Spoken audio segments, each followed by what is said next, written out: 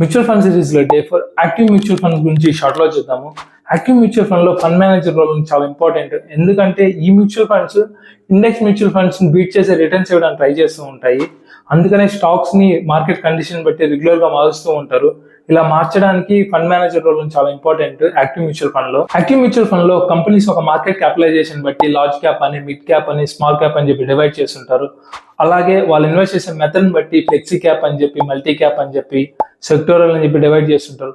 So ఎవరైతే మేము engage అవ్వండి కొద్దిగా ఎక్కువ రిస్క్ తీసుకుంటామో అండ్ లాంగ్ టర్మ్ ఇన్వెస్ట్ చేస్తాం, ఒక అబౌవ్ 10 years అంటే స్మాల్ క్యాప్ కానీ థిమాటిక్ లో కానీ ఇన్వెస్ట్ చేసుకోవచ్చు. లేదు మేము తక్కువ పీరియడే ఇన్వెస్ట్ చేస్తాం అండ్ మాకు కొద్దిగా రిటర్న్ తక్కువ వచ్చినా పర్లేదు, బట్ ఇండెక్స్ కన్నా బెటర్ గా ఉండాలంటే లార్జ్ క్యాప్ కానీ, బ్లూ చిప్ కానీ, మిడ్ క్యాప్ లో ఇన్వెస్ట్ చేసుకోవచ్చు.